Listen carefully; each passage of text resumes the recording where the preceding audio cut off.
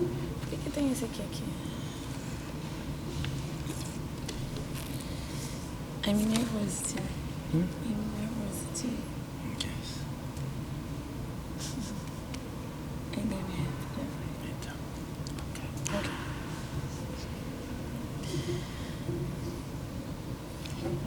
Are you going to speak from your heart and head first, and then you read, or you're going to read and then your heart and head?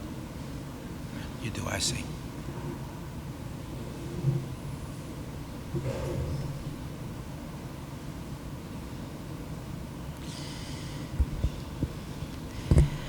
Bom dia, pessoal. Primeiramente, queria pedir desculpas, estamos iniciando 7 minutos atrasado. E, olá! Estou muito feliz de vocês estarem aqui.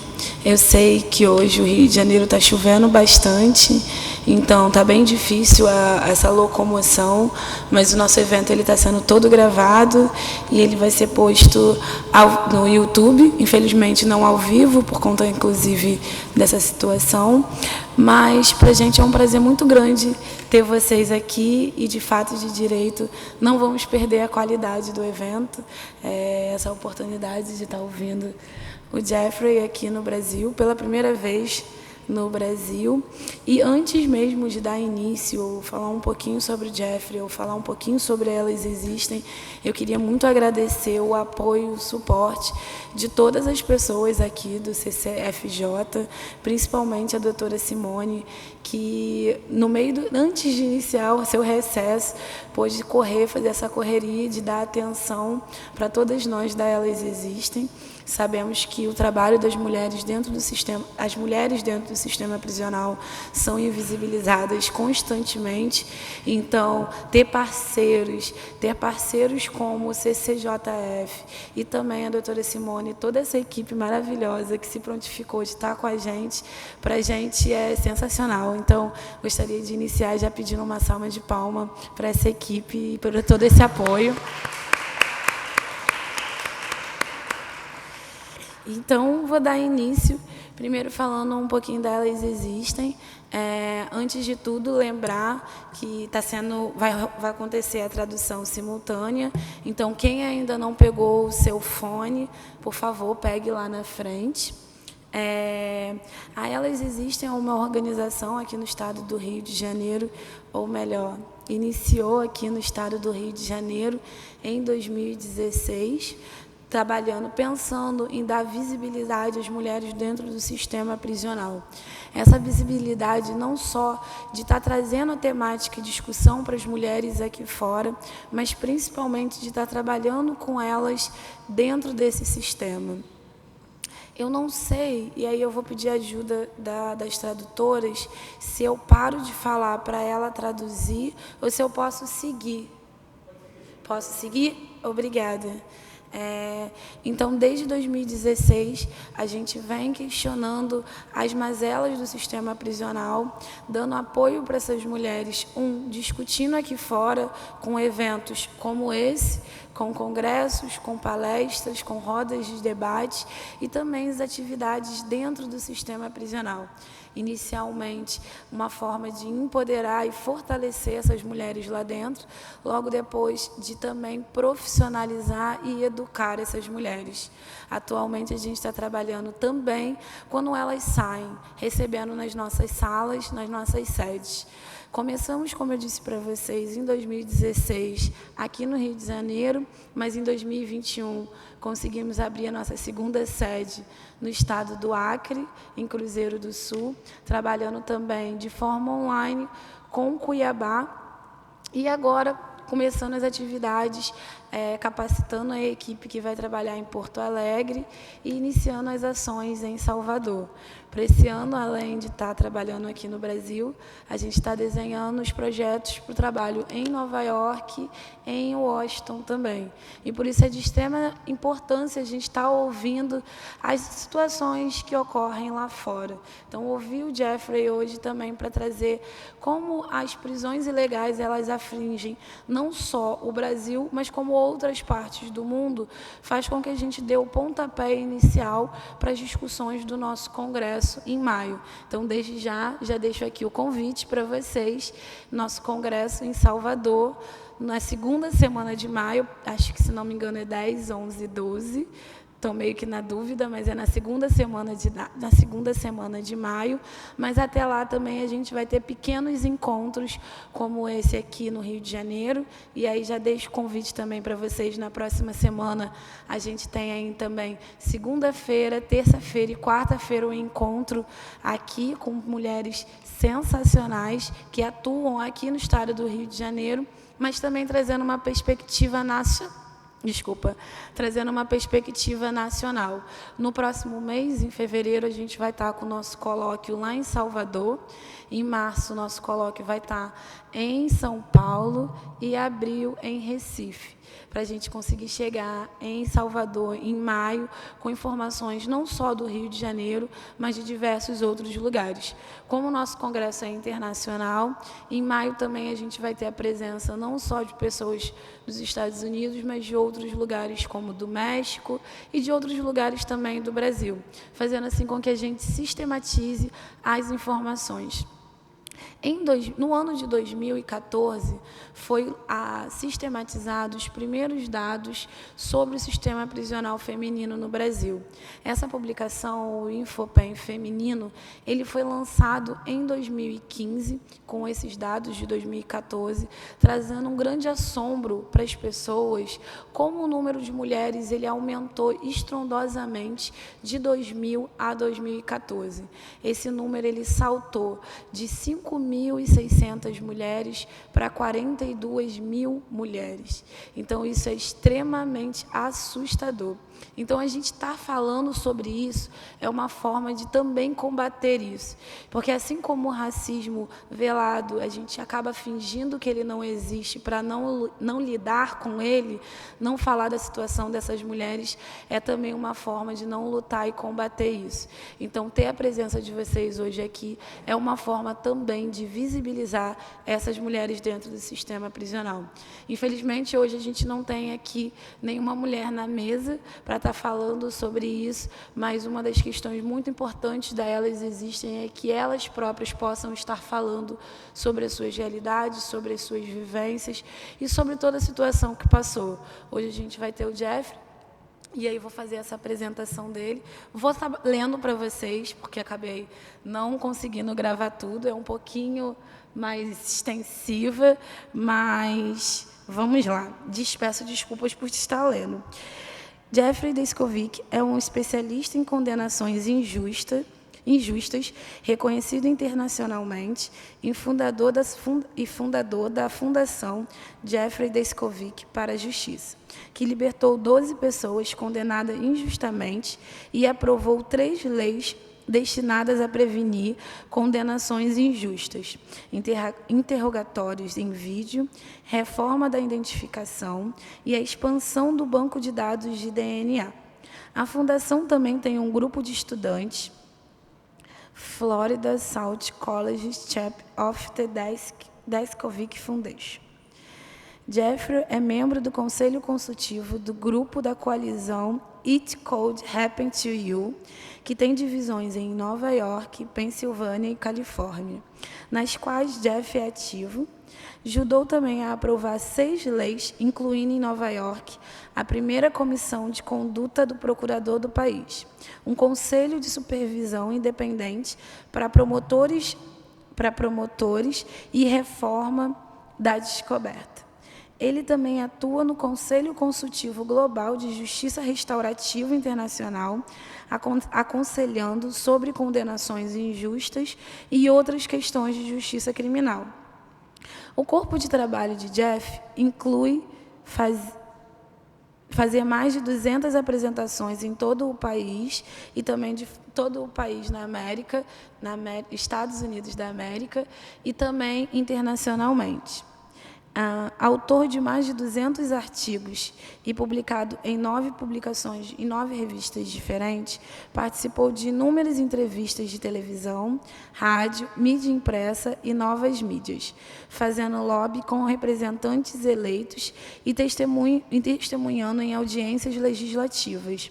Aqui no Brasil seria um amigo escure, né, trabalhando ou passando as informações quais ele sistematiza durante a fundação dele para auxiliar a corte nas discussões das prisões injustas lá fora. Jeff, só um momentinho. Aqui. Me perdi um minutinho, gente.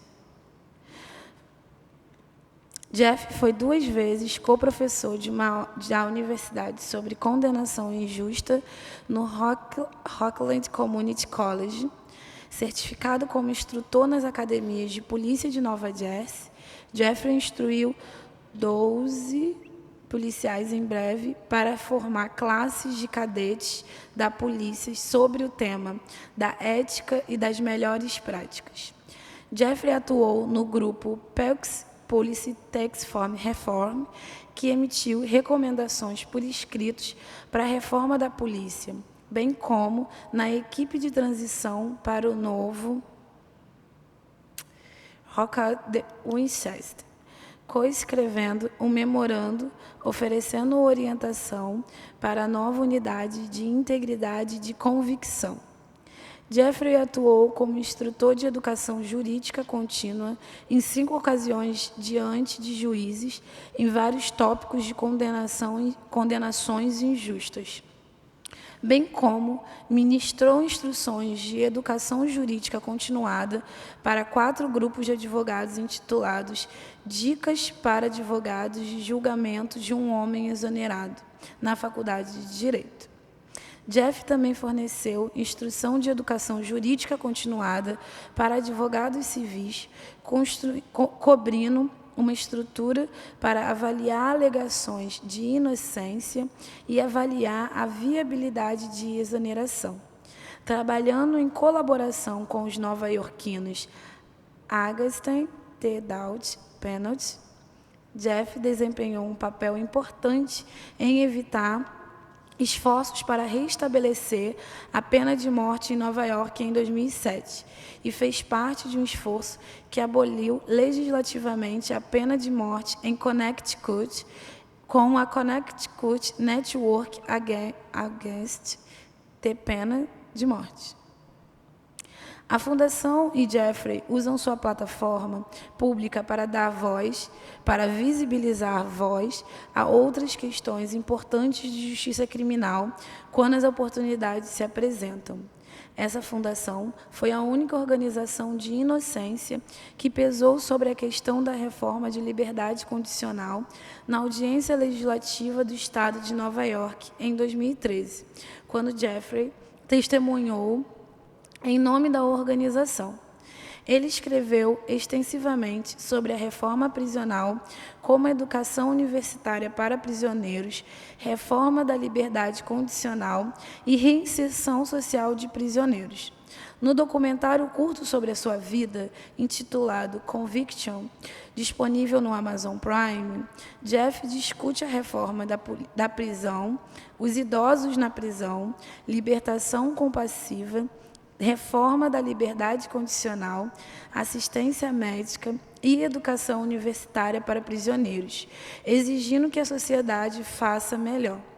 Conviction foi selecionado por 20 festivais de documentários e ganhou 4 prêmios diferentes, de melhor fotografia, melhor documentário, prêmio de distinção e prêmio de diversidade e inclusão de tendências digitais.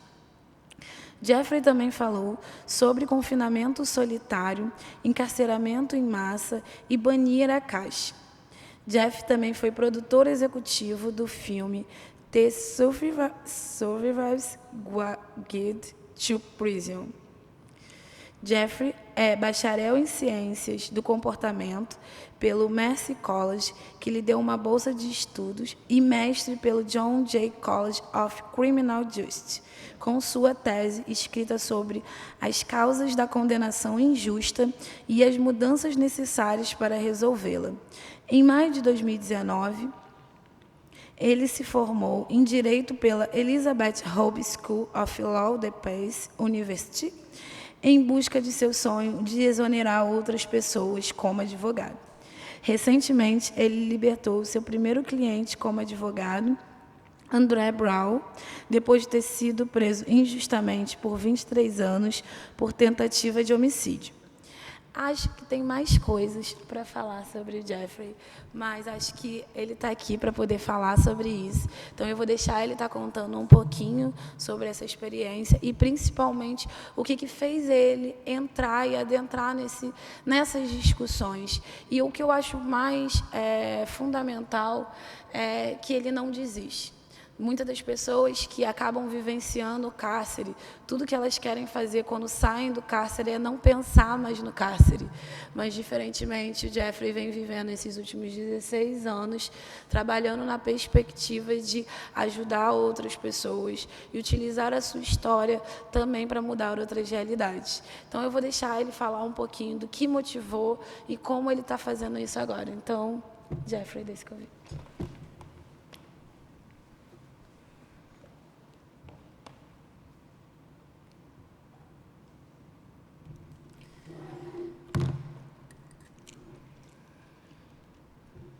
Good morning. Good morning. I think I'm going to put the set on so that I know they're keeping up with me in the back.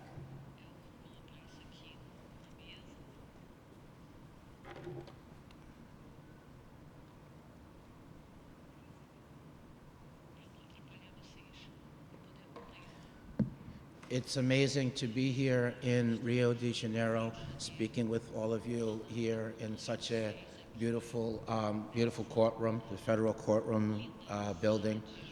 I never could have imagined giving a presentation here in Brazil and specifically in Rio de Janeiro just maybe 16 and a half years ago. I could not have imagined speaking here because I was still wrongfully imprisoned in the 16th year of a 15 to life sentence. So I could never have imagined going from that to coming here. In 1989, a classmate of mine was found. It was in Peekskill, New York, in the United States, and she was found murdered and raped. Peekskill was a small city with a population of approximately 25,000 people, and murders were pretty rare. And so when this murder happened, it created an atmosphere of fear, rumor, paranoia.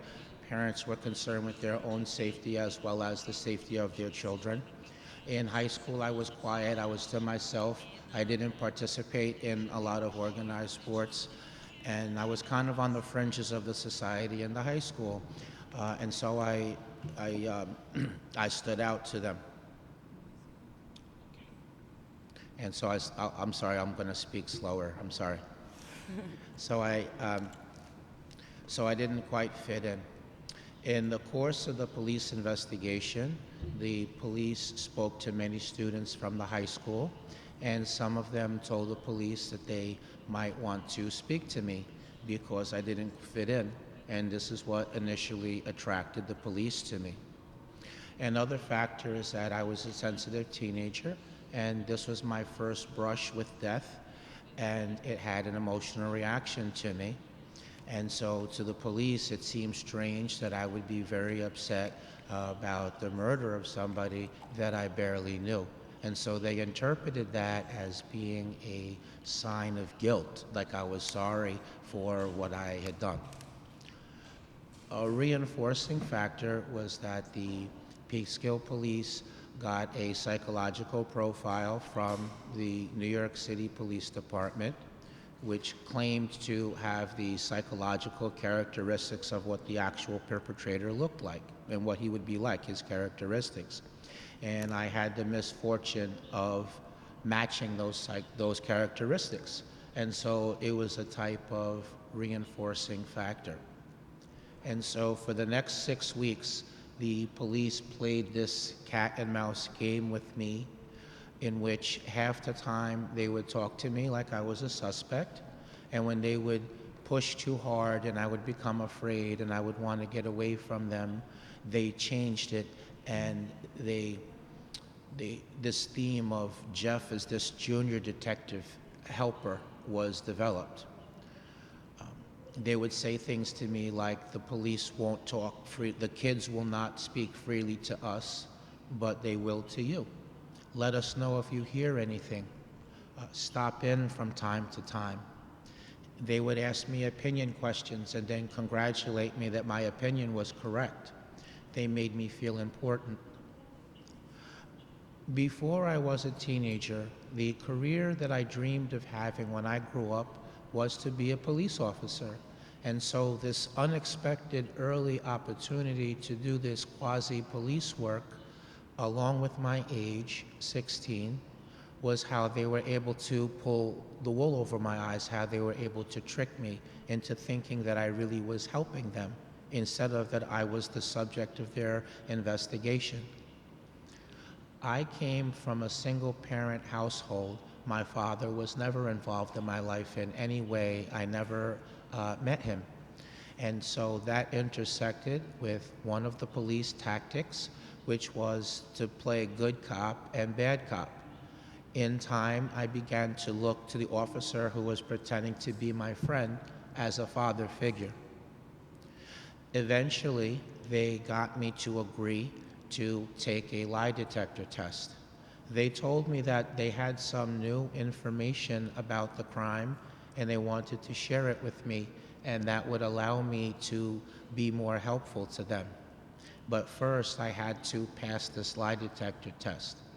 So I thought of it I thought of it in the same way, like when a spy decides to go to another country, you have information and you do lie detector tests, and then they believe you, and then you're cooperating and you're one of them. So I had this idea in my head at 16. So the next day, instead of going to the high school, I went to the police station. It was a school day, and so my mother and grandmother thought that I was in school. They had no idea that this was going on. They had no idea that anything was wrong, so they did not call around looking for me.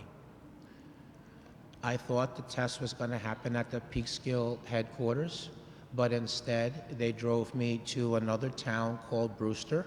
It was in a different county. It was 40 minutes away by car, which meant that I was not able to leave anymore on my own. I was instead dependent on the police. There were 3 officers who came with me from Peekskill to the town of Brewster. They put me in a car by myself with the police officer who was pretending to be my friend to continue their game. And then the other 2 officers who had been aggressive, they were in a different car.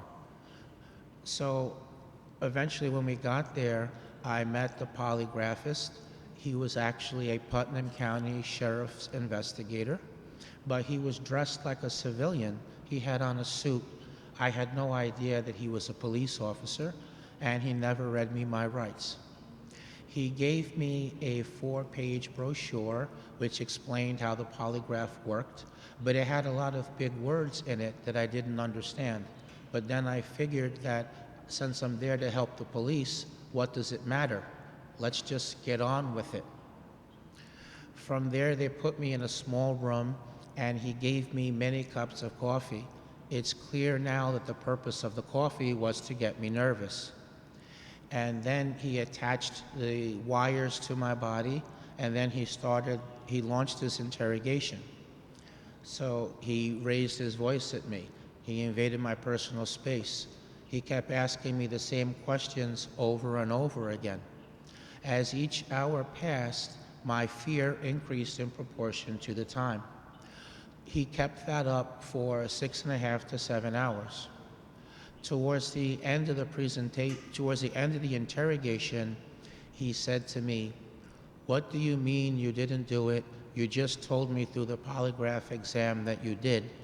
We just want you to verbally confirm it." And that really shot my fear through the roof.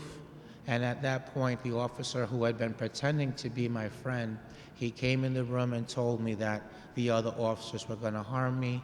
He had been holding them off. He couldn't do that any longer, that I had to help myself. Then he said, just tell them what they want to hear. You can go home afterwards. They will stop what they're doing. You're not going to be arrested. So being young, naive, frightened, 16 years old, I wasn't thinking about the long term. I was only concerned with my safety in the moment. I felt overwhelmed emotionally and psychologically. And then I was in fear of my life because the fact that I didn't know where I was and that I knew nobody else knew where I was either, it loomed very large in my mind. And then there was this possibility of harm that he threw in the air, and then there's this false life preserver that he gave me. So I decided to make up a story based on the information they gave me that day and in the 6 weeks run up to it. By the time everything was said and done, I had collapsed on the floor in a fetal position, and I was crying uncontrollably. And obviously, I was arrested. I was charged with a murder and rape. Proxima. This is my mugshot. This is the picture that they took of me when they arrested me. I was not the adult that you're looking at today. I was 16 years old, boy. Before I went to trial, the results of a DNA test came in from the FBI lab, which showed that semen found in the victim didn't match me. But instead of acknowledging they made a mistake, drop the case, and then start the investigation again looking for the actual person who committed the crime, they instead continued the case against me, full speed ahead.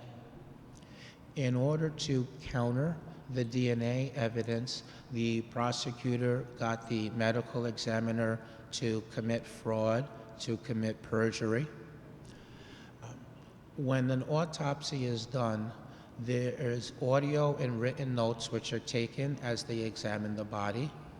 And so it was only 6 months after that autopsy, after the DNA didn't match me, that suddenly this medical examiner said that he remembered that he forgot to document medical evidence that he said proved that the victim had been promiscuous, that she was sleeping around, and that she must have slept with somebody else before I murdered and raped her.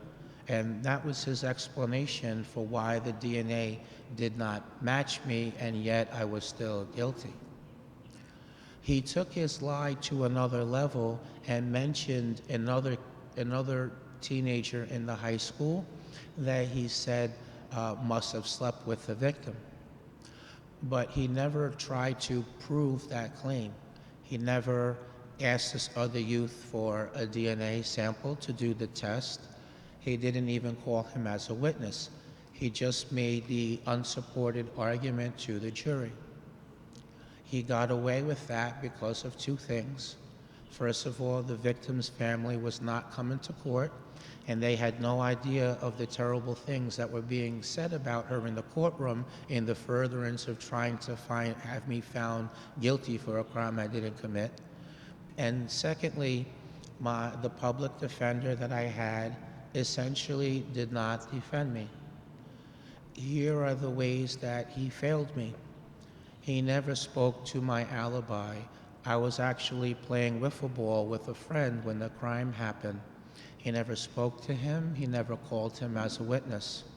He very rarely met with me. When he would meet with me and I tried to explain to him that I was innocent and what happened in the interrogation room, he was always shutting me up.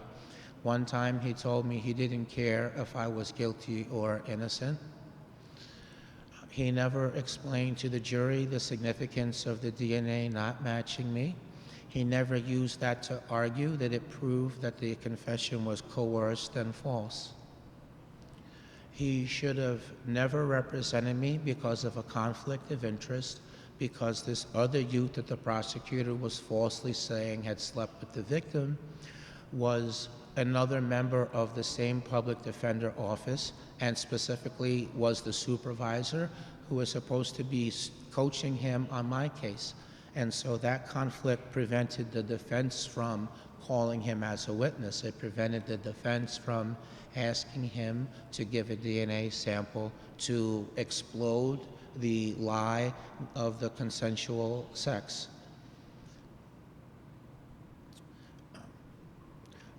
When I was during the interrogation was not videotaped. It was not audio taped. There was no signed confession.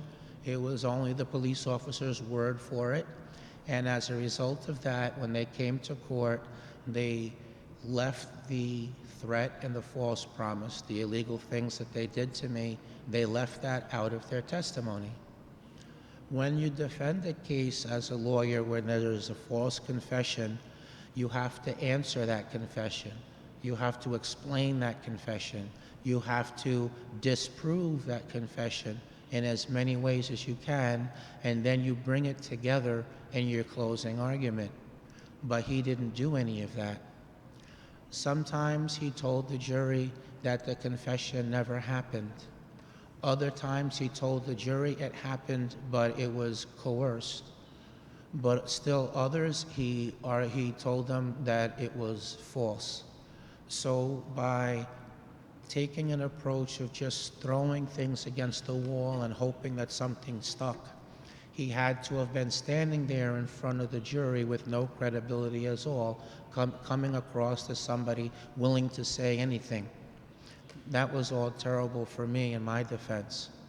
I didn't fully understand all the legal proceedings, but he refused to allow my mother or any other adult member of my family to be involved in the conversations when we discussed things about the case, such as whether I wanted to have a jury trial or have it decided by a judge, such as whether I wanted to take the witness stand or not. So my age worked against me. He used the rule of confidentiality. He actually found a way to use it to my disadvantage. That rule is supposed to protect clients, not hinder or harm them, but because of my age, he twisted it around. There were a couple of other things about the trial that I'll briefly mention that made it unfair. So, firstly, the judge, the lie detector test results are not allowed in court because it's not reliable. Intelligence agents are actually trained on how to beat the polygraph in case they are captured by the enemy. So the polygraph is not reliable. It's not allowed in court as evidence because of the unreliability. The only exception would be if both sides agreed. We never agreed.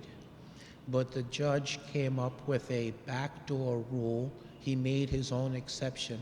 He said that because the confession happened while I was receiving the lie detector test, he allowed the polygraphist to repeatedly tell the jury that I lied on the polygraph when I denied committing the crime, but he prohibited my attorney from asking him questions about the methods that he used to arrive at his opinion.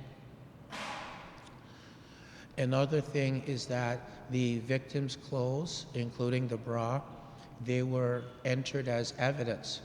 And the bra was important because one of the statements that they coerced out of me, I said that I ripped her bra off.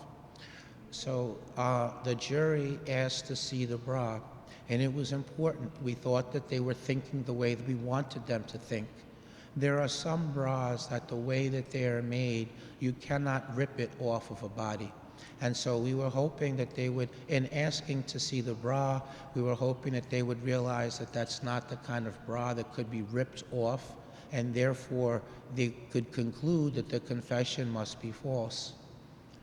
But it was at that moment that the judge told the court that the bra and other clothes had been left in the courtroom over the weekend, and that the janitors apparently thought that it was garbage, and so they threw it out, and so it wasn't available anymore. Lastly, on the third day of the jury deliberating, they sent out a note and they asked the judge, if we cannot come to a decision, and the decision has to be consensus, it has to be all 12, one way or another. They asked, if we cannot come up with a decision, are we going to have to be sequestered over the Christmas holiday? In other words, are we going to have to stay in the hotel? Are we going to have to stay away from newspapers and television and not be in communication with our family? All of these procedures are so that the jury doesn't learn about the case or hear an opinion, and they only base their decision on what they saw in the courtroom. So I learned many years later that at the time they asked that question, the vote was already 11-1 to find me guilty, but there was one person who thought that I was innocent, but they were all pressuring him. And so when they sent out that note and the answer was yes, you will be kept sequestered over the Christmas holiday, that made the pressure on him go up, and nobody wanted to be there over the holidays, not even him. And so based on this reason, he switched his vote, and I was found guilty. Next. This photo is what was taken of me in the courtroom when it was announced the jury reached a verdict, but before their decision was publicized. I will never forget the day that I was found guilty, because to my way of thinking, at least up until then, I thought that only guilty people were convicted. But the jury said what they did, and I was taken into custody. On the day of the sentencing, on the day of the sentencing, I begged the judge to overturn the verdict because I was innocent, and I referenced the DNA to support my contention. The judge actually told me on the record, maybe you are innocent, acknowledging that there was a doubt because of the DNA. But instead of stepping up for justice and overturning the conviction, which he could have done by reversing any of the rulings he made against me before, including the evidence issue that I just explained, he took the easy way out and he sentenced me. I had been charged as an adult, tried as an adult, and I was therefore given an adult sentence. I was given a 15 to life sentence where I was sent to a men's maximum security prison to serve. This next slide will show you what I looked like after I arrived in the prison. Oh, next one also. I would like to share with you how my appeals went and ultimately how I was proven innocent. Obviously, it was very dangerous for me in the prison. I mean, you can see how young I am, and I'm in a maximum security prison with fully formed adults. And then I was there having been convicted of a sex offense. It is not just a murder.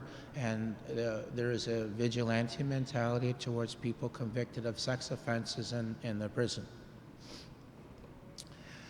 I appealed the decision to the appellate division, the first court that somebody has to go to. My main issues on appeal was that the confession was taken in violation of my rights, that I was innocent, that there was legally insufficient evidence, that the prosecution had not proven guilt beyond reasonable doubt, and that the verdict was against the weight of the evidence. The issue about my lawyer not being allowed to question the polygraphist was another legal issue. The issue of the evidence being thrown out was another issue as well. and the judge being biased against me was another claim that was raised. All told, there were 10 issues of law that were argued on my behalf. But the prosecution opposed the appeal. They wrote that a negative DNA test, which shows scientifically that somebody did not leave the biological evidence.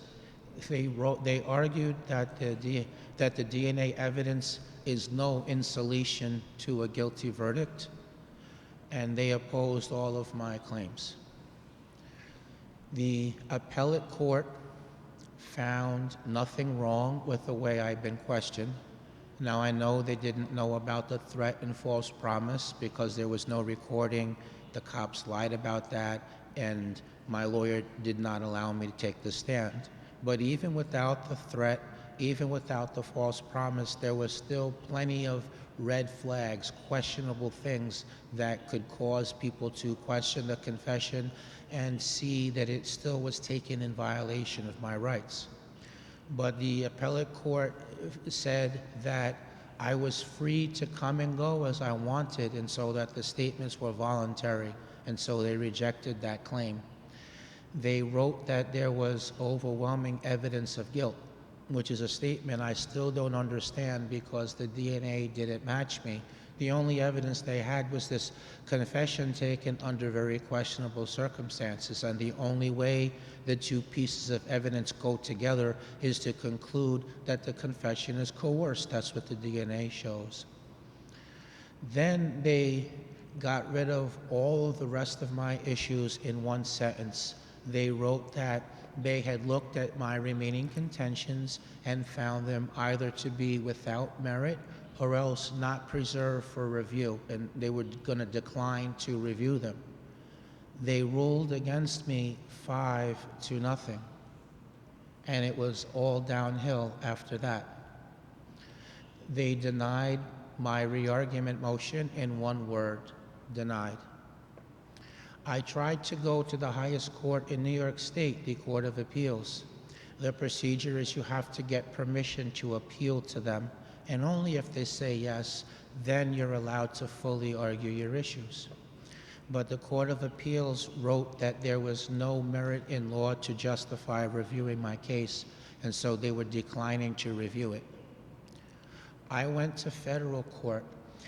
In the United States, a state prisoner can go to federal court, but you are limited to arguing that the conviction is taken in violation of your constitutional rights. The state law is irrelevant there. It's only about constitutional rights. But I had a lot of constitutional claims that we talked about before. So I lost in federal court because the court clerk gave my lawyer the wrong information about the filing procedure, because the law had been passed the year before that, giving all state prisoners 1 year to file in federal court after having been denied by their state's highest court. So because this law was still new, it wasn't clear how this new law would apply to cases already in the system. And that's why my lawyer asked for clarification of the court clerk to try to comply with the rules. But the court clerk gave my lawyer the wrong information, and my petition arrived 4 days too late, which the prosecutor argued was prejudicial to the government, and they urged the court to simply dismiss my case without getting to the issues, and that's what the court did. At that point, the case was no longer about the issues that I had raised. It was only about whether that procedural ruling against me was inaccurate. So I appealed that decision to the Federal Court of Appeals, where one of the judges hearing my challenge to that decision was future U.S. Supreme Court Justice Sonia Sotomayor. So my lawyer appealed to them. They gave us permission to appeal, and my lawyer argued that this was not a delay caused by me or my attorney, but instead by the court clerk. I don't think any of us need to be lawyers to know that that's a good argument. And then she argued that upholding a ruling like that would cause a miscarriage of justice to continue, which kind of brings the DNA evidence back into the picture just as a contextual issue. And then she argued that overturning the procedural ruling would open the door for me to get further DNA testing of the kind that would go on to clear me approximately 8 or 9 years later. Once again, the district attorney opposed, and once again, the court ruled with the district attorney. That meant there was one court left to go to, the United States Supreme Court. Nationally, the court only agrees to hear between 2 to 5% of the total number of applications for review. But I had no other court left to go to, so I didn't have a choice but to forge ahead. I was not able to overcome the odds. As expected, the United States Supreme Court declined to give me permission to appeal to them. That marked the end of my appeals and the end of legal representation. That was in 2001. That was approximately 10 years into the wrongful incarceration. When the appeals are over, there are only 2 more ways to get back into court. One of them is if there's been a new law passed either by the legislature or by the court in a decision in another case, and they have decided that this new law will apply to old cases. But this is extremely rare. The other way of getting back into court is if you can find some previously unknown evidence of innocence, which would have probably resulted in a different outcome. I didn't have any money to hire an investigator or an attorney to try to find new evidence, and so I began a letter writing campaign.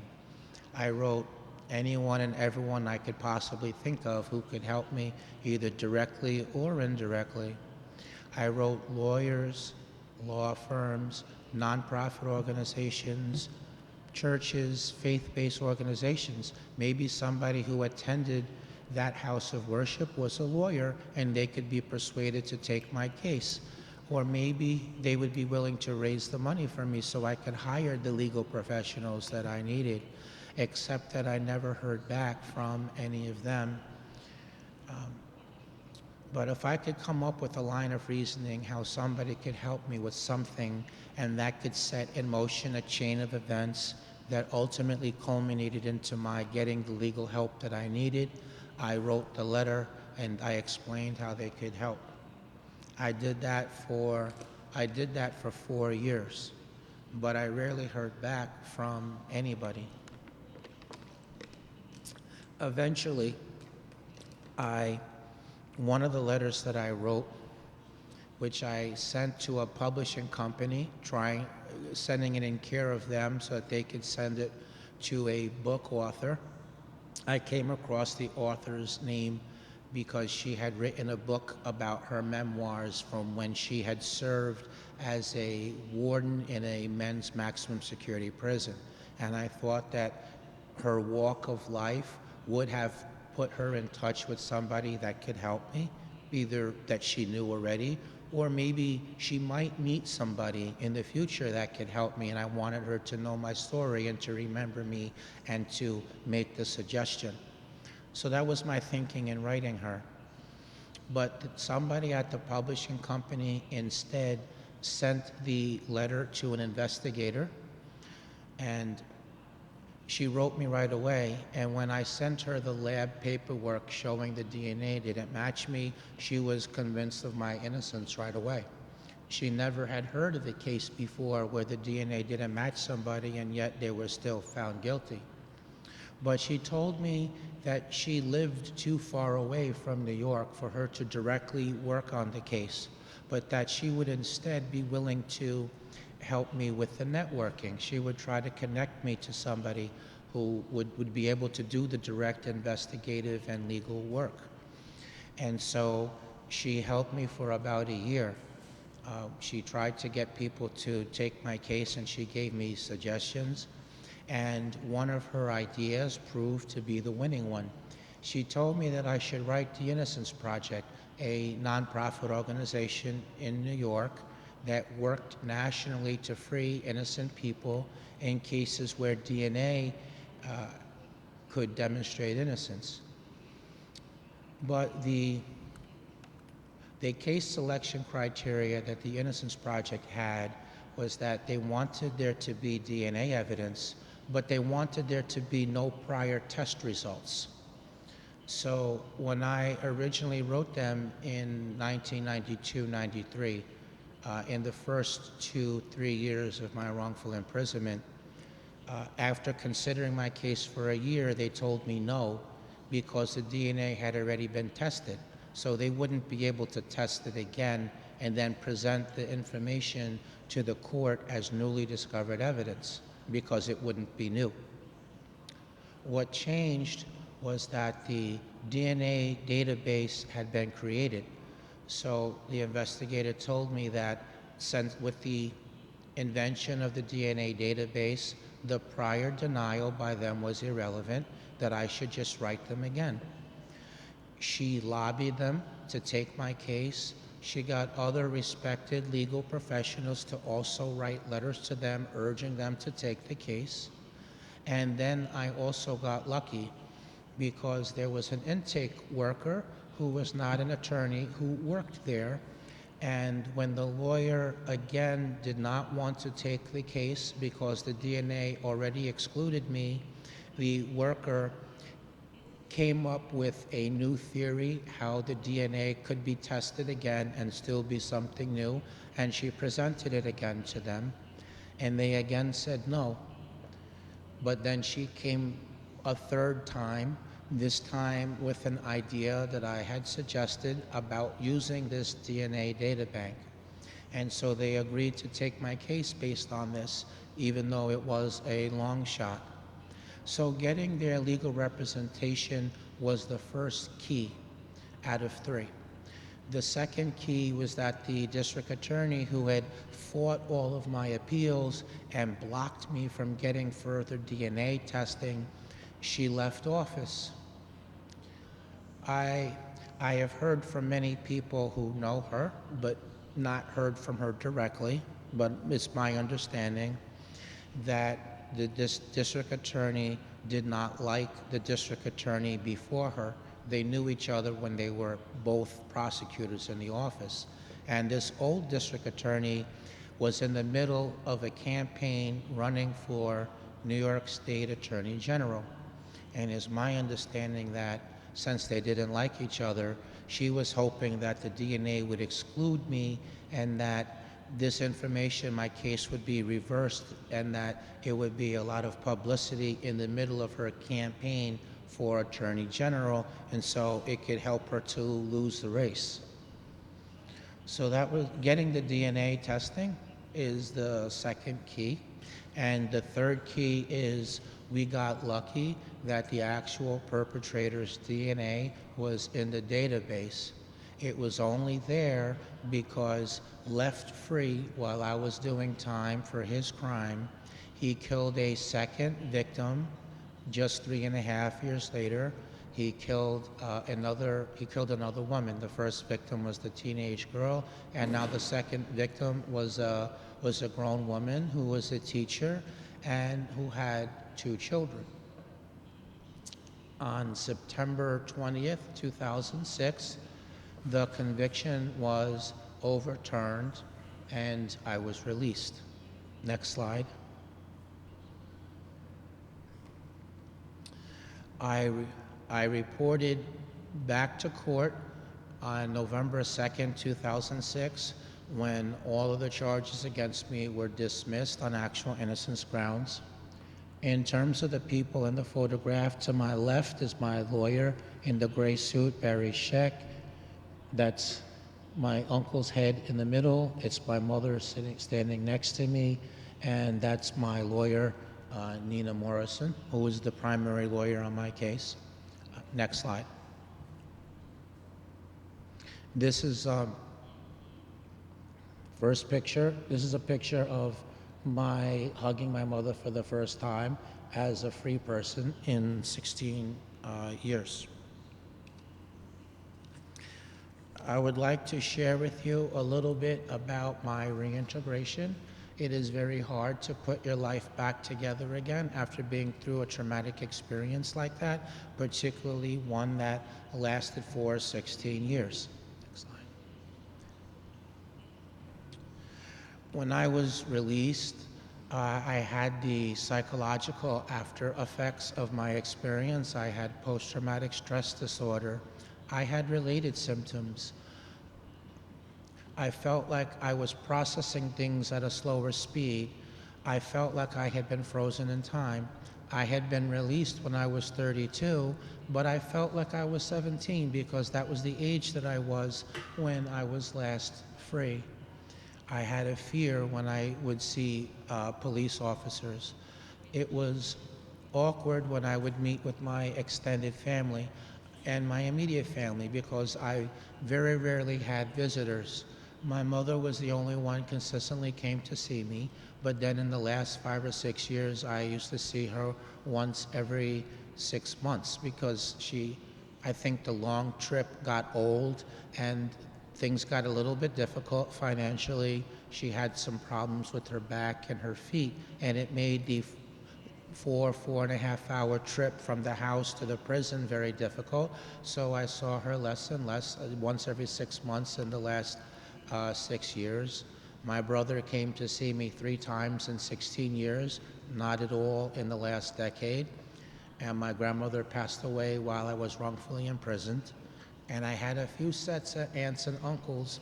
They would come and then disappear for 3 years, and then they would come and disappear for 3 years. And there were 2 sets of aunts and uncles that way, and that was it. So in a lot of ways, though not absolute, though not literal, I did the time by myself mostly. And so when I would meet up with members of my extended family, it was an awkward experience because I knew who they were intellectually from memories when I was young, but I didn't know who they were as people anymore. And they didn't understand who I was and how I was changed. And the natural growth that happens over that long period of time, it was a big gap when you're not in regular communication. So that was another challenge. I was always passed over for gainful employment when I would go for job interviews. All of the managers and business owners, they all wanted somebody with experience, and they wanted somebody that could hit the ground running immediately, and they didn't seem to have patience to do on-the-job training for me. And so I was always told no for employment. I was making money doing speaking engagements across New York and the US, but it's not a consistent form of income. You only make money if you get booked to speak. I became a columnist for a weekly newspaper. They paid pretty good money for each article, but the issue was that they only wanted 1 article a week, and so it wasn't enough money to be able to live. So my point is that I had instability of income. I wasn't making enough money, and that led to instability of housing. So I bounced around from place to place, and eventually I lost the temporary housing that a religious community allowed me to live in an apartment for 4 months. But after 4 months, they were tired of me staying there. And so I lost that housing, and I was just a couple of weeks away from a homeless shelter. But a college which had given me a scholarship to finish the college education that I started in prison, but couldn't finish because the funding was cut, they allowed me to live on the college dorm, and so that's how I avoided the homeless shelter. I faced particular challenges because I was 17 when I went to prison. I was arrested when I was 16. I got bailed out. I turned 17 and I was 17 when I lost the trial. So I was inside from 17 to 32, and that gave me particular challenges. I had never before lived alone. I never went shopping for myself. I had never had a driver's license. I never had written a check. I never had to balance a budget. So all those things made this process more complicated. It was to crystallize what I lost. I missed births, deaths, weddings, finishing education at a traditional age, graduating high school prom, finishing education at a more traditional age, being on my way in a career, possibly being on my way to financial freedom, maybe marrying and having a family. So I lost all of those things. And on top of that, the world was much different when I was released compared to when I went to prison. The technology was different. Cell phones, GPS, internet hadn't been created before. They didn't exist. The culture was completely different. Neighborhoods didn't look the same. They looked just similar enough to look strange. So the cumulative impact of those three elements was I felt like I was in a parallel world, a world that I did not belong in. Lastly, it was extremely lonely. So all of those things one day all came together on me, and it can all be encapsulated pictorially by this photograph right here.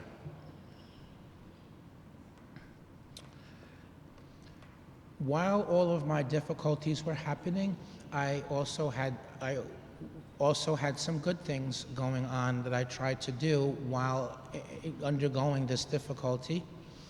I did get scholarship, and I finished the bachelor's degree. I thought that getting a master's degree, the additional credential, would make me a more effective advocate, and so I went to school for this. And after 5 years, 5 years of being an individual advocate, which involves speaking, writing, trading publicity in exchange for greater awareness of issues, meaning I was doing a lot of television and radio and print media interviews, and I was meeting regularly with elected officials. So I did that as an individual for 5 years.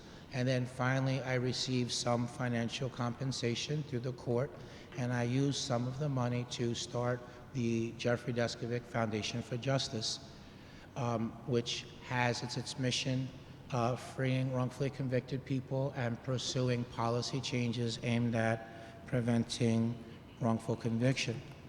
To illustrate frequency of wrongful conviction, I will point out a few people in the photograph. To my right with the red tie was Fernando Bermudez, who did 18 years in a non-DNA exoneration after he had been misidentified by 5 people.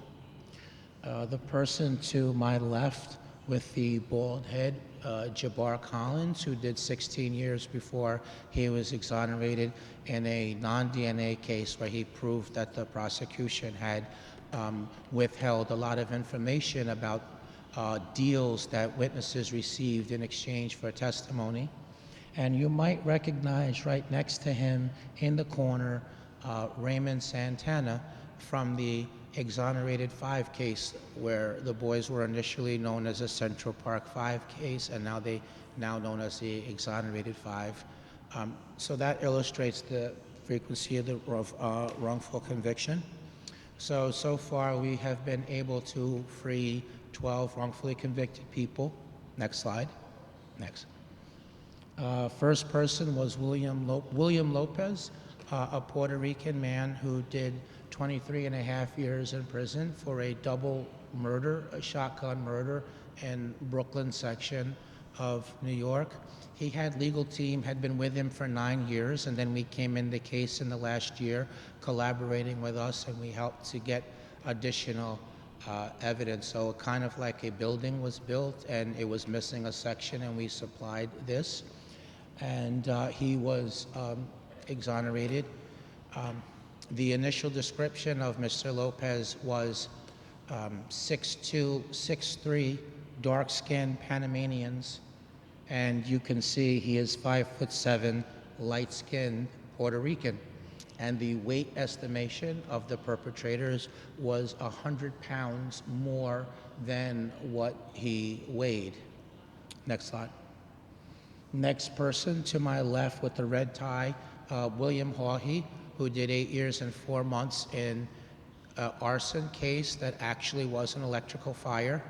We did that case completely in-house. We got the prosecution to agree that he was innocent. So I'm going to finish the rest of the photos now quickly and then go to different topic. So next slide. So sometimes I have spoken internationally, kind of like I'm doing today. This photo was when I spoke in the country of Armenia, not Armenia, Colombia, but the country of Armenia.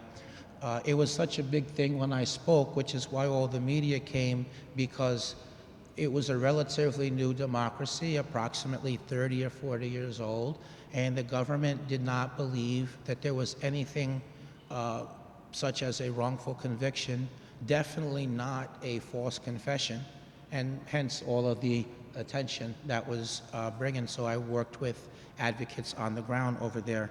The next photo is receiving an award with the coalition. It could happen to you for our groundbreaking work in helping to pass a oversight board for prosecutors. That took us about 8 years to pass over the objection of the New York State District Attorneys Association. They didn't want any independent oversight, and they insisted that there was no problem with prosecutorial misconduct, that it was very rare when it happened at all, and that it was mostly by new prosecutors, it was errors of judgment, and to the extent that something was done wrong, they claimed they were able to police and correct their own, which obviously is not correct. But for my role in that coalition, which involved telling my story, being in front of the media, meeting the elected officials, being the liaison to the group to other exonerees to get them to come with us when we met the elected people as walking examples of why these changes were needed, I received award. Next photo is our Pennsylvania team. Our success in New York led us to start doing work in Pennsylvania and California.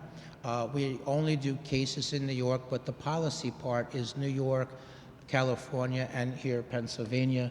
Other people exonerated in the picture, the tall man with the tan and the baseball hat is Drew Whitley, who did 20 years before he was exonerated through DNA testing. Mr. Whitley recently passed away. Next to him, Terrence Lewis, who did 21 years, 5 months. And then to my left, Mark Whitaker, who did 21 years and 7 months, all of them proven innocent and working with us now. The lady in the black is Karen Brookins, whose husband, John Brookins, has been in prison now, continues to be for 30 years. He's been trying, him and his legal team, trying to get DNA testing, but the prosecution won't allow them to get testing, and it seems like the courts don't want to do the right thing, even though they're continuing to fight. And the lady next to Karen, who has the glasses, her son, Michael DeLoe, in prison on a child molestation case, foundation client, even though the DNA never matched him. So next photo. So wrongful conviction is about justice and accuracy, is not against the police or the prosecution, definitely against police and prosecutors when they engage in unethical tactics, when they don't respect state and federal constitutional rights, if they lie when they come inside the court, or if they do other misconduct, or they know of misconduct and they look the other way and they don't say anything. Definitely against them for sure. But when they do their job in a legal and ethical way, I don't have any issue with them.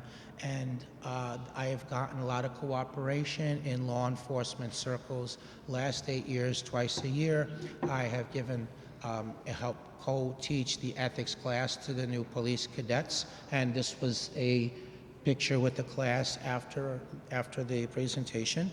And the next slide is when I did the master's degree from John Jay. And the next slide is when I graduated law school, I got the law degree. It was only 9.5 blocks away from the court in the same city of White Plains where everything happened to me. So the location had a sentimental meaning or value to me. I became a lawyer because I was tired of sitting in the front row in the courtroom. I wanted to be able to sit at the defense table and represent some of the clients and make some of the arguments, and hence going to law school and getting the law license. And I feel it's empowering and has opened a lot of other doors and has helped me get to the next level of being an advocate, and therefore a more effective tool in the struggle against wrongful conviction and in favor of general criminal justice reform. So changing gears, I want to talk about wrongful conviction in general. My case is not rare. There are many other wrongful conviction cases. The theory of sharing today is to do comparative learning of one country to learn from another country's mistakes. The justice system in the United States has many, many deficiencies which have led to wrongful convictions and which still lead to wrongful convictions today, which is why myself and advocates continue to push for policy changes across the country and federally. We have a lot of work to do. At the same time, much has been learned about the causes of wrongful conviction through DNA testing. We know what the deficiencies are. And so I'm going to share about wrongful convictions here today in Rio, in Brazil. I'm not an expert on the Brazilian justice system, but I don't need to be. I just need to share what I know about wrongful conviction, and I hope that people who are listening can take the ideas, can take the learning, do public discourse, share with the politicians, the elected officials. While there are a lot of issues, I know the country is changing now, a lot of programs, a lot of changes. One issue that I don't think is being given, and it didn't give any attention to, is the issue of wrongful conviction and criminal justice reform. So I also hope that people hear that word can somehow reach, and that this can be another issue along with many other issues. So nationally, in the United States, from 1989 forward, there have been 3,351 exonerations across the country. The causes of wrongful conviction are coerced false confessions. That's caused wrongful convictions in approximately 29% of the DNA-proven wrongful convictions. The reform there would be to record the interrogation completely from beginning to end, the camera facing both the interrogator as well as the person being questioned, allowing false confession expert testimony in the court, not to give an opinion about that confession, but to share general knowledge what causes innocent people to confess, so that the court can have this information in mind when deciding if a confession in that case is false or not. Misidentification, leading cause of wrongful conviction in 68% of the cases. Lineup should be look at one person at a time. The person conducting the lineup shouldn't know who is suspected. Everybody should be ruled in or out based on memory, not look at many people at the same time, because people will select the person that closest reminds them, but might not be the actual perpetrator. Telling the witness the perpetrator might not be in that lineup, so that there's not undue confidence, letting them know that the investigation will continue if they don't make an identification, and the entire process should be recorded. Lying informants is another cause of wrongful conviction at 15%. When people who have committed the crimes don't have truthful information to trade, sometimes they will invent a story to incriminate somebody else of a more serious crime so that they can get less time for what they've done. So the reform there is nobody should be convicted based only on an informant testimony. There should be at least one other piece of evidence to go with this. Bad lawyering, another major problem of leading to wrongful conviction. It's important to limit the caseload. It's not uncommon for one lawyer to represent 100 people.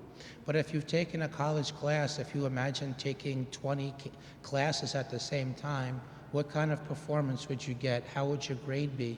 But think about if it's 100, but it's now people's lives and cases.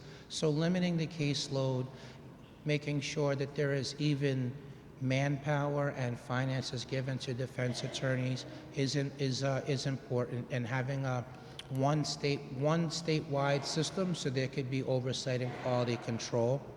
Prosecutorial misconduct is a big cause of wrongful conviction, so I advocate for the Independent Oversight Board. And when it's found that there has been purposeful withholding of evidence of innocence, not something unclear, not something gray, but intentional, I think that should be criminalized. People should go to prison for doing that because you've taken somebody's freedom away unlawfully. Tunnel vision is the last cause I'll mention, which is when a conclusion is formed and then and then just look for evidence to confirm the conclusion and ignore other evidence instead of keeping an open mind and looking which way the evidence takes you and being willing to revise your opinion and shift as the evidence dictates. We found that a lot of evidence that used to be admitted in court, which we call now junk science, is not allowed anymore because it sounds like it's scientific, but it's really not, because nobody knows what the error rate is. Things like tire tracks, footprints, hair, bite mark. At one point, they had dog scent evidence, which would be laughable if it wasn't so serious. They used to give a clothing item from a crime scene to a dog to smell, and then they give the dog something from a suspect, and if the dog barks, then that's considered that the dog recognized the smell. And again, it would be laughable, but people have been found guilty of crimes based on that. So none of that is allowed as evidence anymore. So the last topic I mentioned in my last few minutes that I've been given, I want to mention a special project. It's aspirational. It's something that I dream of doing. You know, Elas Existem has their programs involving helping the women to process their emotions, their thoughts, things they go through in the prison as one of their programs, and then they bring the books in the library, and then training for jobs with hair and nails, and continuing these programs once the women are released. But what about helping the women to come home sooner than what they were originally sentenced to? This is where a partnership could happen with the Jeffrey Deskovic Foundation for Justice. What are women that could be removed from the prison earlier before their sentence? Well, we can certainly start with the innocent. Women are often wrongfully convicted of shaken baby syndrome. So in the United States, if a child suddenly dies and they can't determine what caused the death, then the default is the baby must have been shaken. And so whoever was last with that child had to have committed that crime. That's usually a woman. So that's one particular type of crime. But another thing to think about is most of the organizations doing innocence work only take cases of DNA, that DNA can show the result. But that's only in 5 to 12% of the cases. So being able to work on freeing innocent women is definitely one part of the program. But there's a lot of other types of injustice that we would like to take on beyond the innocence. There's different ways of getting people home before they're sentenced, whether that's clemency, which is something where a governor or president, if it's state or federal case, could decide to release somebody or modify the sentence. It could be a piece of legislation that's passed that would give courts the authority to modify sentence, or even conviction review unit in district attorney offices who could review cases and look at the following types of situations. So it's possible that there are women that are imprisoned that are over-sentenced. Yes, they did something wrong. No, they shouldn't get away with it. But the amount of time, the amount of punishment they get is disproportional. So women over-sentenced is definitely a classification. Sometimes the over-sentencing could be based on racism or color of skin or sexual orientation or trans or cis or other non-legitimate motivations for giving people more time than what the normal people would receive. Perhaps there's some women that are in prison because they did kill their romantic partner. But what if they were physically abused? What if they were assaulted and their crime happened in the course of trying to defend themselves, but somebody's dead and they end up charged with murder? I think this is extreme mitigating circumstance, and I think that women in that position should be released.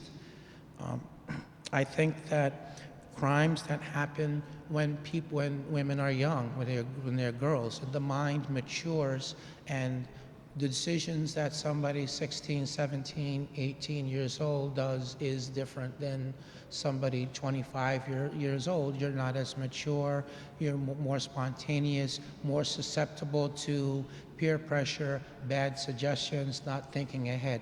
So these are all different forms of people. And lastly, I think there should be a form of recognition of rehabilitation. When somebody's record in the prison involving good behavior and completing programs is done and it's clear somebody has been rehabilitated, then I think that some mercy is in order, and returning people back to the society, back to their children, back to their parents and their family.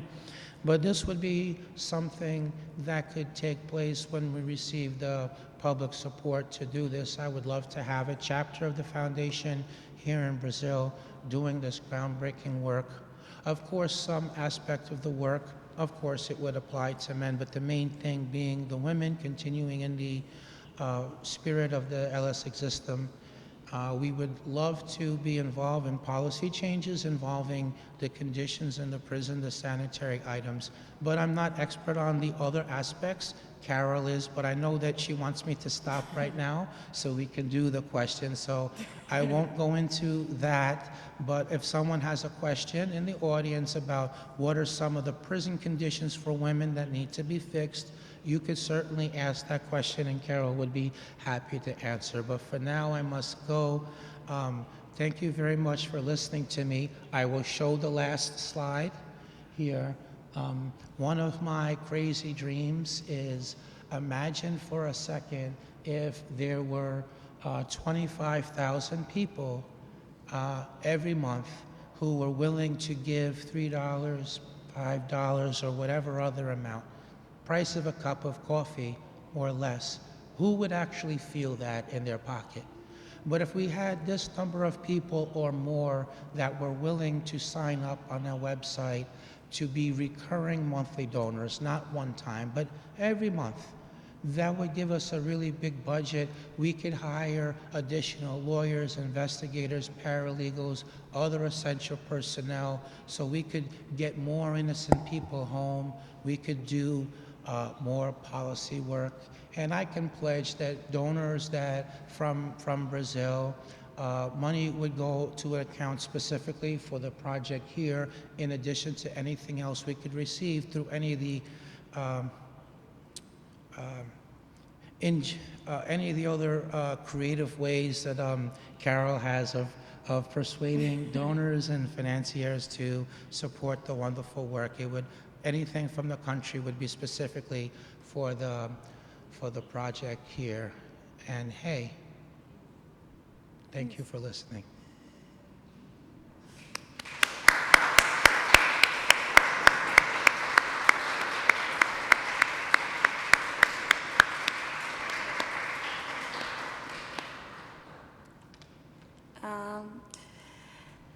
Vou falar em inglês só um minutinho. There's the first date. I say for you, Jeffrey, thank you for no give up. And thank you for no give up. Eu disse, teve a tradição, mas desde o primeiro dia que eu conheci o Jeffrey, eu digo para ele, obrigado por não desistir. E eu acho que é muito isso. Eu acho que todas as pessoas que passaram pelo sistema prisional, não só dentro do sistema prisional, como seus familiares, na Elas Existem, a gente tem algumas pessoas também que têm familiares que passaram pelo sistema prisional, e a gente é muito grato por essas pessoas não desistirem. Então, vocês estarem aqui hoje, nos ouvindo o Jeffrey e não desistindo, é muito importante. Quero agradecer mais uma vez. Vou abrir para as perguntas, porque eu fico emocionadinha mesmo. Se alguém tem alguma coisa, não só de perguntas, a gente tem uns 20 minutinhos mais para poder fazer colocações. Quem tem um desejo de fazer alguma colocação, infelizmente a gente não pode se estender mais do que 3 minutos para cada pessoa, mas quem quiser e estiver disposto. Eu só fiquei na dúvida se a pessoa vem até o púlpito ou se a gente leva o microfone. Ele tem um microfone. Nayá vai levar para vocês. Alguém tem? Pode falar. I need the translators in the back to translate in reverse now. If you could please translate to English so I can understand the questions. Quem?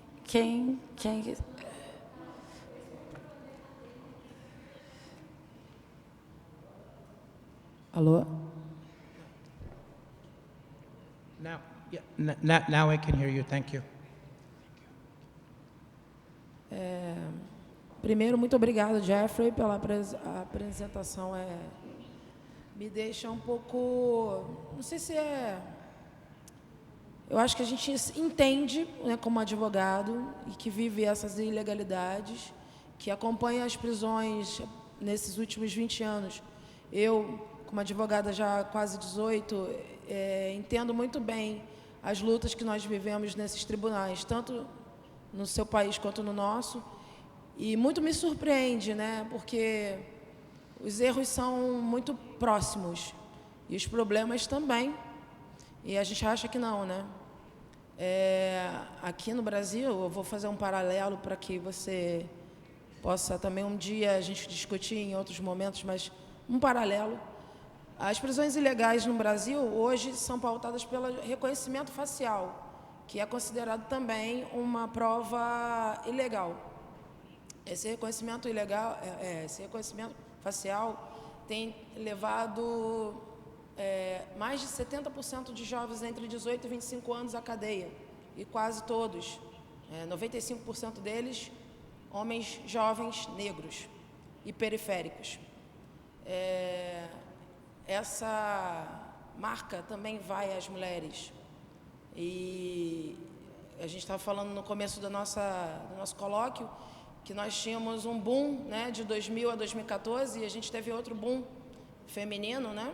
Feminino não, das mulheres, em 2015 para 2022, pulando de 40 mil, 45 mil para 270 mil mulheres presas.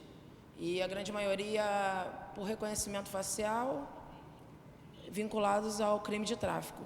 Vejo que nos Estados Unidos o crime de homicídio é um crime mais observado. Aqui o crime de tráfico é mais observado. Eu queria perguntar rapidamente se esse índice da famosa guerra às drogas e falida guerra às drogas também é um cenário que é visionado pela Fundação, como prisões ilegais, reconhecimento facial, e no cunho tanto às mulheres quanto ao sistema geral. Novamente agradecendo a sua vinda ao colóquio e a sua demonstração da sua história para a gente, que é, para mim, tocante. Muito obrigada. Yes, I would consider misidentification is definitely a cause of wrongful conviction, and so yes, we would definitely take cases on of misidentification while simultaneously working with advocates on the ground here, Elas Existem, but not limited, as many coalition we could work with for policy changes. And another time, I would like to study with you and some other people in Brazil so I could learn more about the particularities of the system here to understand those deficiencies I explained, how they apply here, and that would make me a more effective advocate, and I could then work with the advocates here and work for policy changes around the misidentification and the other causes of wrongful conviction.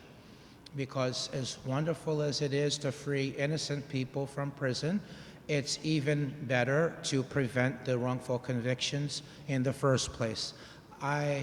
I wish I could go back in time and never have any of this happen to me, and ultimately not have to be here, not be an advocate, not having this mission from God to try to help people. I would rather have had a normal life. But since it's not possible, I'm doing the best that I can with my life. But I wish for nobody to have experienced what I experienced. Mais alguém? Luísa.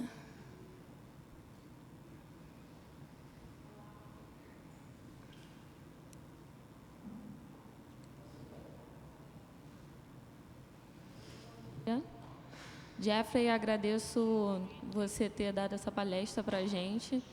Foi muito angustiante, mas também muito esperançoso te ouvir. Enquanto você falava, eu, como a advogada dela já falou, a gente tem um problema sério com reconhecimento facial aqui no Rio.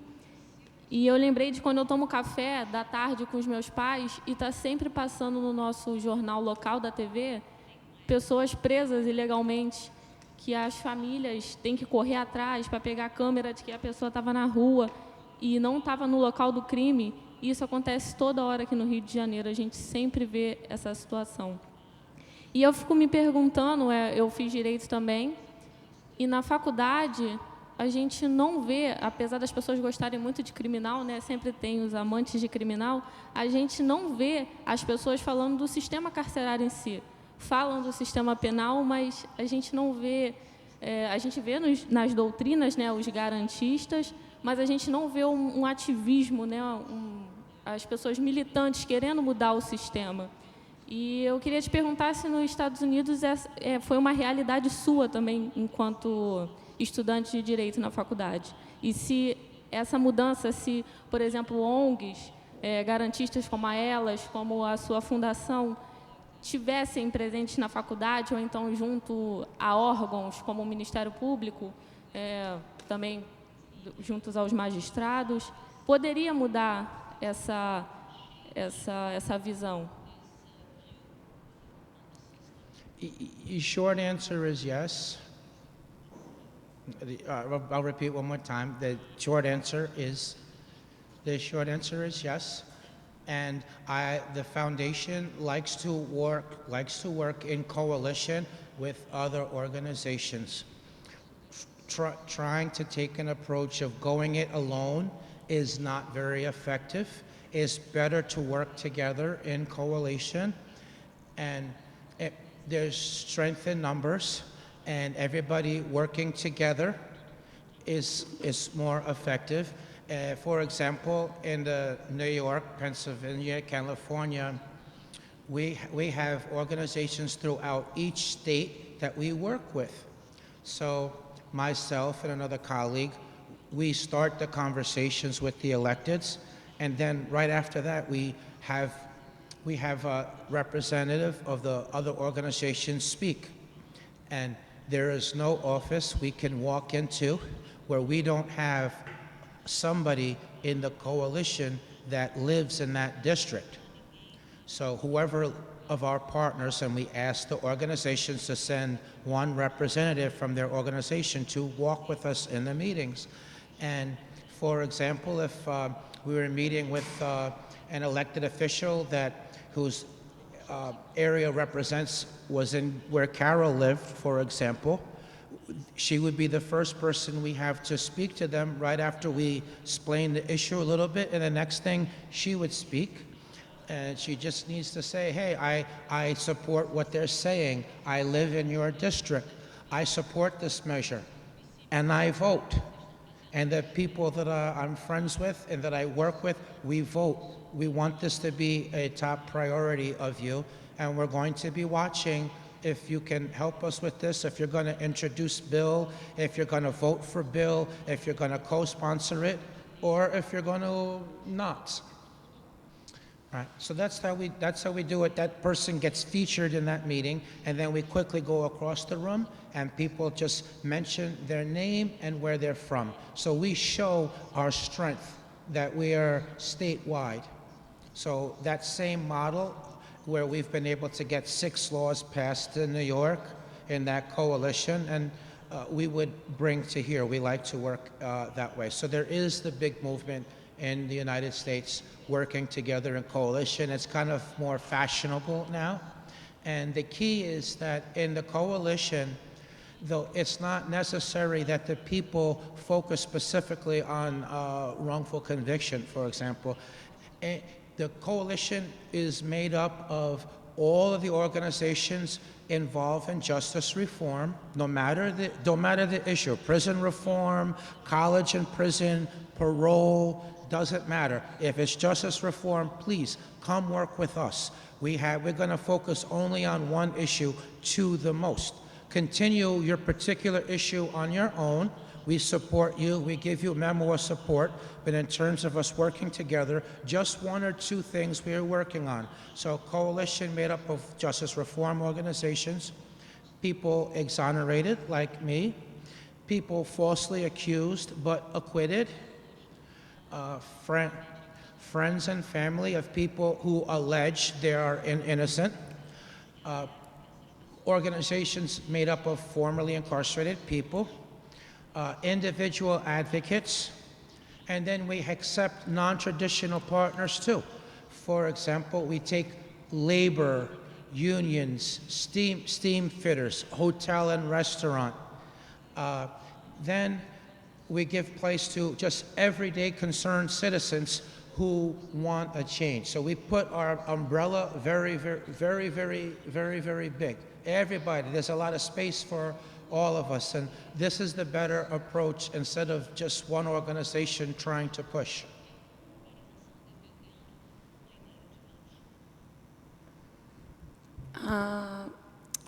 Eduarda. Gente, eu vou encerrar então com a Eduarda e vou fazer um pequeno comentário depois da resposta do Jeffrey e finalizar para a gente tomar o nosso coffee breakzinho ali no final.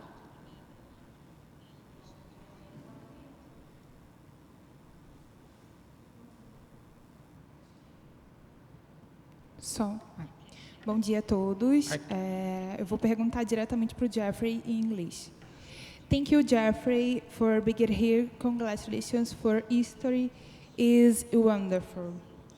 I just have a small question. Wait. I need my translators to please translate in English. You're repeating the question in Portuguese. I need to understand the question. But I don't know what she's going to say.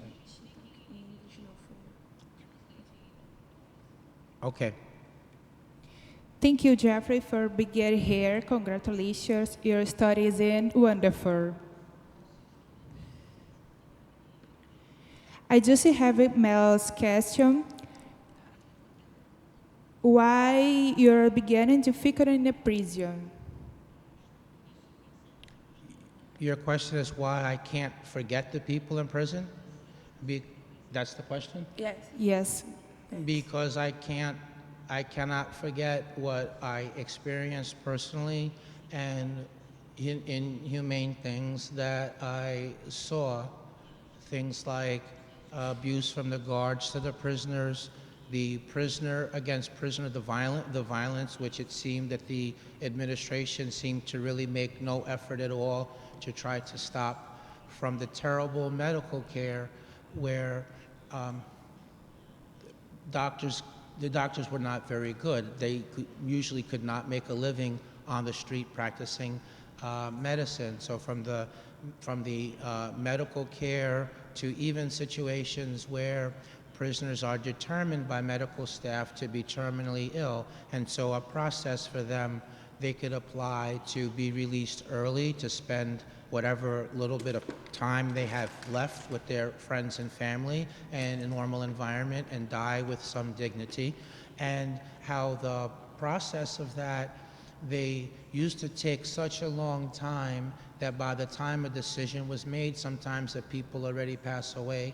and sometimes they only have a day or two left. We would get news back in the prison they pass away, and just the inhumane and not caring way. I can't forget about that. And kind of in line with that, I'll end by saying that the way that I make sense of everything that happened to me, the way that I don't lose my mind, even now as I think about it, I believe that I went through everything that I did in order to do the work that I do now in trying to free other innocent people and preventing wrongful conviction, but also the strong secondary interest in the general justice reform. Because when people are imprisoned, they are sent to prison as punishment. It's supposed to be the loss of your freedom for a crime you've committed. It's not supposed to be you go there in order to be mistreated. So that's how I make sense of everything, and I'm not an angry person. I'm often asked, why are you angry? And are you angry? And I always explain, no, I'm not angry because I want to enjoy my life as much as I can, and I will not be able to do that if I'm angry or bitter. Another line of reasoning is that I feel like I lost so much already as it is. Why would I want to, in effect, lose the rest of my life? And then, maybe not as high as those things, but another thing is, if I was to be angry or bitter, it's not like I would be impacting the people who had something to do with what happened to me. I would really be the only loser in that scenario. And so that's how I'm not angry. And the vehicle that allows me to actualize that is I take the energy that I feel and I channel it into the advocacy work that I do.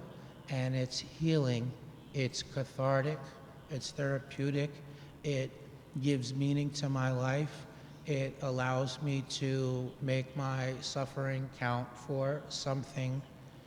And I feel an inner peace about myself with that. And a tip I put together, and I promise, Carol, I really will stop talking right now after this, is I'm going to share with you a generic formula that everybody can apply. It's drawn from my life and my reflections, but it is not limited to wrongful conviction. It can be applied, for example, to somebody who has a family member who was murdered, or someone who's victim by crime, or somebody who faced discrimination, or another person who faced racism, or somebody who's been victim of sexual assault, or someone sexually trafficked, and any other horrific life experience as extreme as that or less that you want to think of. Or even somebody who used to be homeless, or somebody who used to be victim of domestic violence.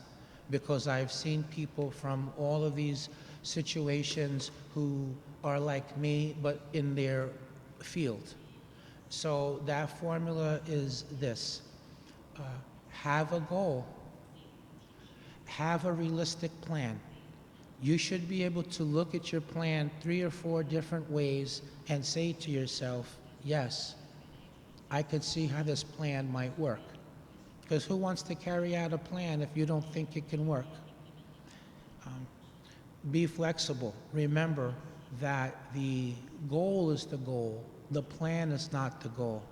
So along the way, if unexpected doors open for you that move you towards that goal, walk through those doors and continue. Be flexible. Modify the plan a little as needed. Don't be afraid of hard work. I don't believe that things are going to turn out good just because, some pie in the sky. I instead believe that miracles happen when you work really hard and you place yourself in a position where something can happen for you. No excuses.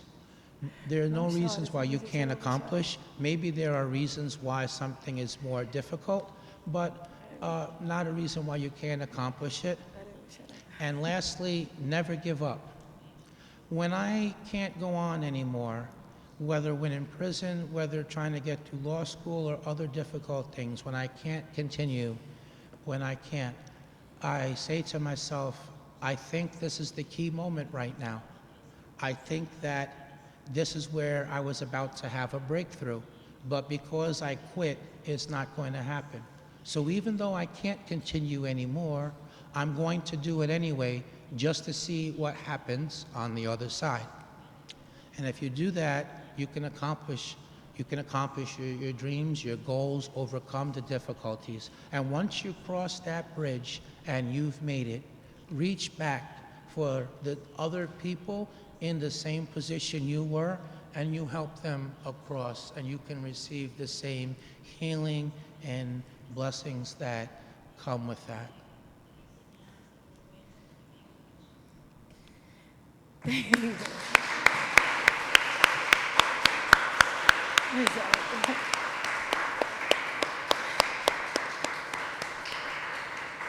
Vou ligar para você.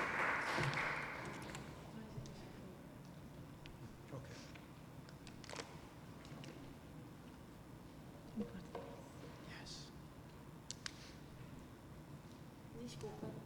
Eu sou emocionada mesmo, gente, então... E Dindinha começa a chorar, então mais ainda.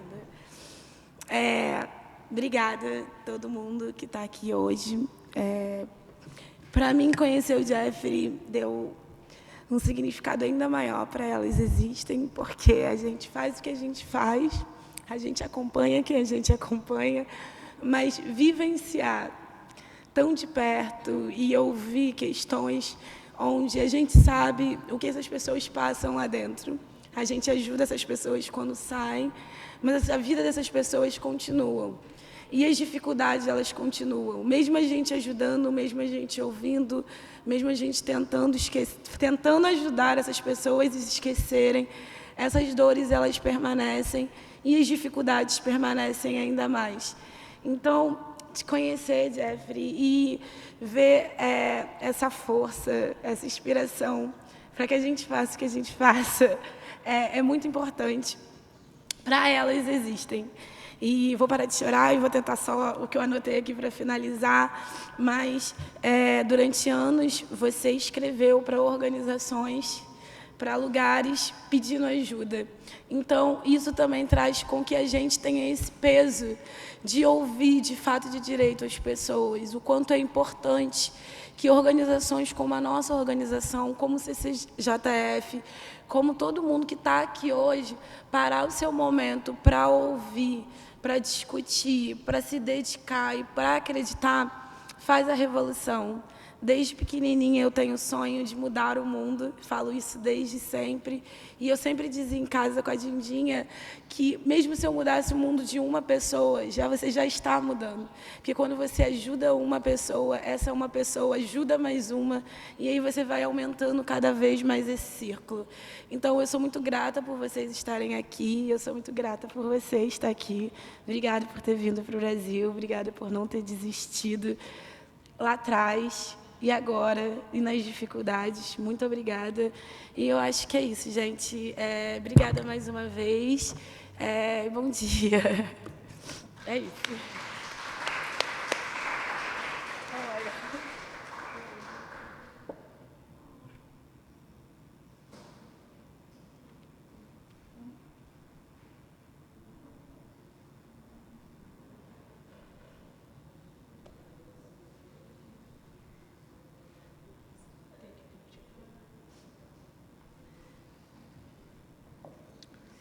If anyone would like to take a picture with me, I'm happy to do that.